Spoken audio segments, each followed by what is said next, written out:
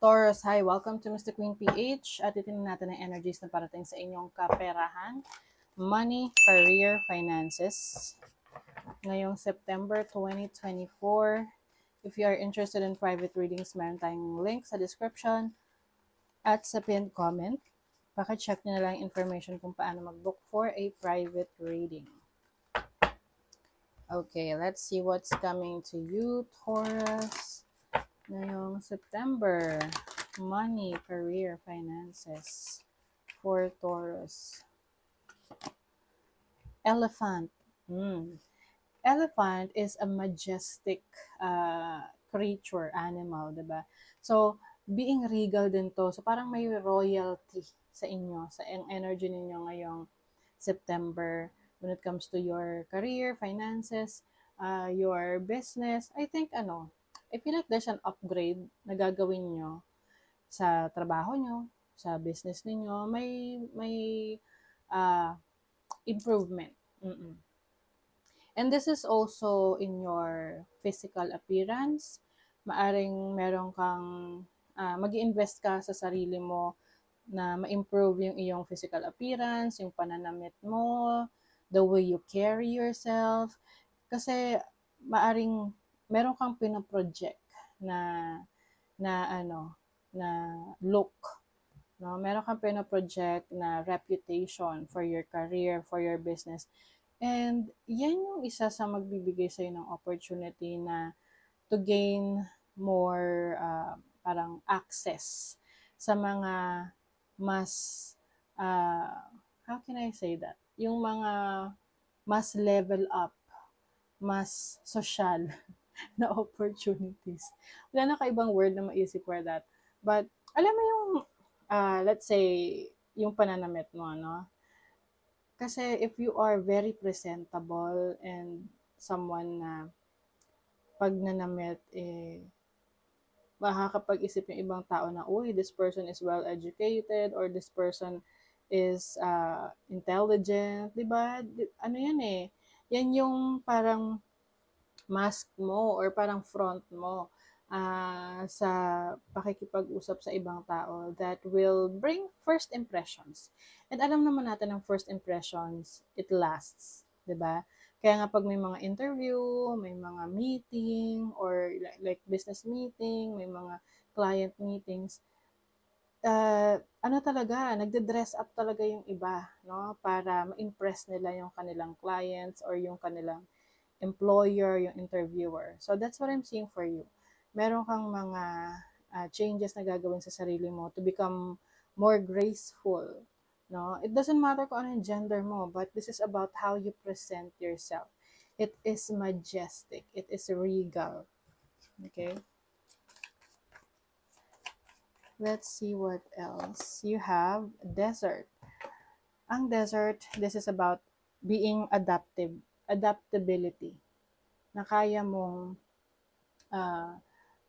umagos or umayon sa agos ng tubig.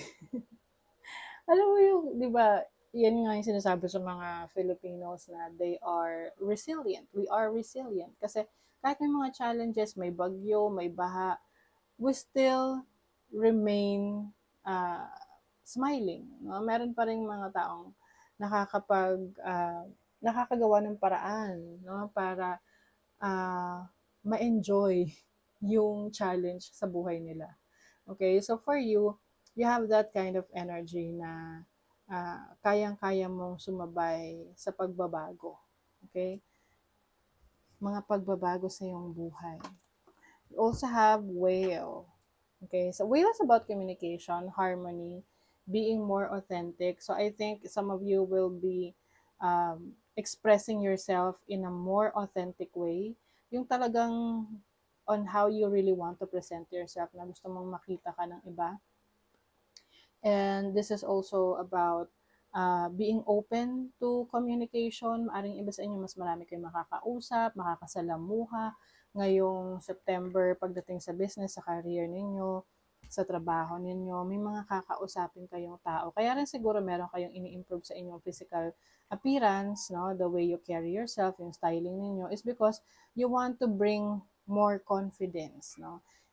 sa pakikiharap sa iba, sa ibang tao. Okay, let's see what else for you, Taurus. You have the Emperor, speaking of confidence.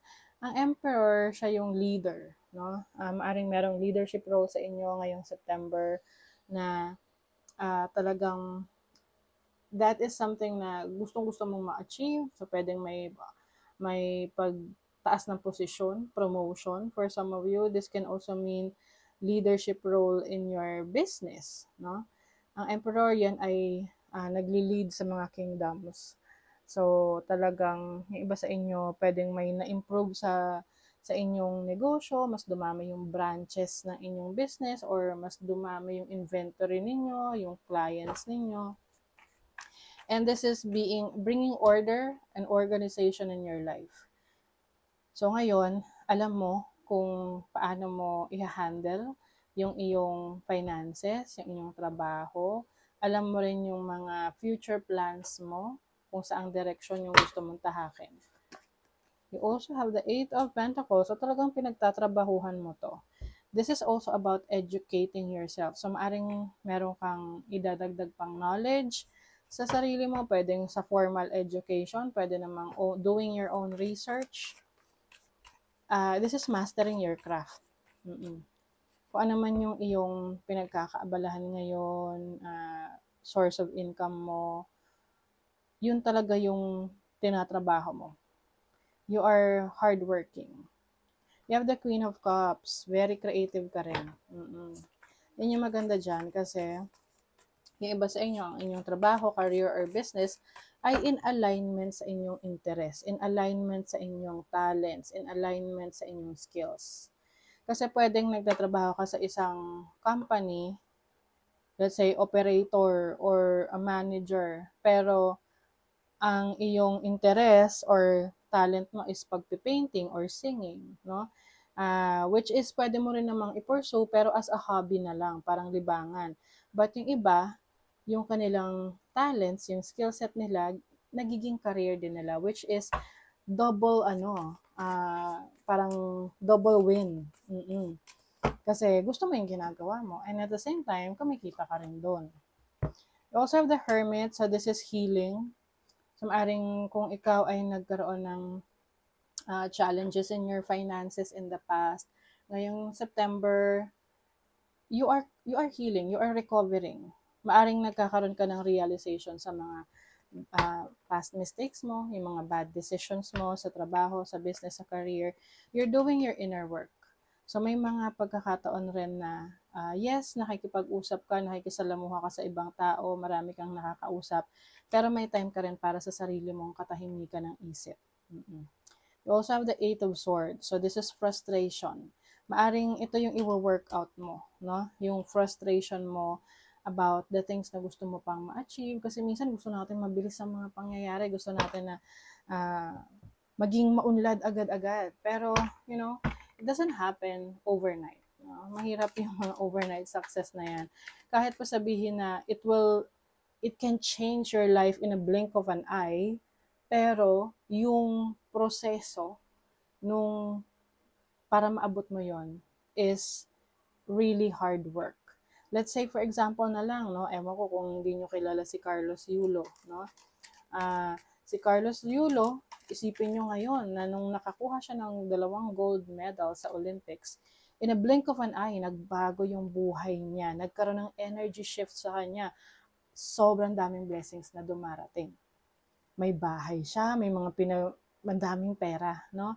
Pero, no, kumbaga parang isang pitik lang kasi yung nakuha niya yung gold medal, yun na agad doon na nagsimula yun eh. But, yung proseso bago siya makarating doon, yun yung maraming challenges. 'Di ba? Na marami siya munang kailangang pagdaanan para ma-prepare niya yung sarili niya for success. And that's what I'm seeing for you, Taurus. Na nare-realize mo na yan, na ito palang nangyari na to sa buhay ko. Ito ay isang pagsubok lang para ma-develop ko yung aking patience. Ito pala para naman ma-develop yung aking skill sa pagmamanage ng pera, yung mga ganon. Diba? Mm. Nagkakaroon ka ng spiritual awakening, Taurus. Like what I mentioned kanina, you are researching. May hardships, oh. You are overcoming those hardships. And then, poor health. Oh, kailangan yung pag-ingatan yung inyong kalusugan. You need to practice self-care. Okay? Lalo na kung meron ka nang nararamdaman na kakaiba sa iyong pangangatawan. Okay? You really have to pay attention to that. Kasi yan yung signs ng katawan natin na, uy, check mo ko. Kailangan mo ganito, di ba? O, pa-check up na. Stand tall and proud. See the leadership role unfolding ahead of you. See, that's what I'm saying for you. Meron talagang leadership role na parating sa inyo. You have, let go of convention and follow your own unique path. Wow. We were just saying kanina, no, na uh, meron kang ili-let go na sa tingin mo is no longer serving your highest good. Kasi meron kang sarili mong path na susubukan. Pay attention to your dream time. Messages of guidance are drifting in. So, yung iba sa inyo kapag kayo nananaginip, very vivid yung panaginip nyo. Kumbaga parang totoo. No? So, pay attention to that. Pag naaalala nyo, maaring may mga signs doon na pinapahiwatig sa inyo ang universe, si God, no? Na yun yung kailangan yung bigyan ng attention. Okay? So, that is your reading, Taurus. Thank you so much. Bye.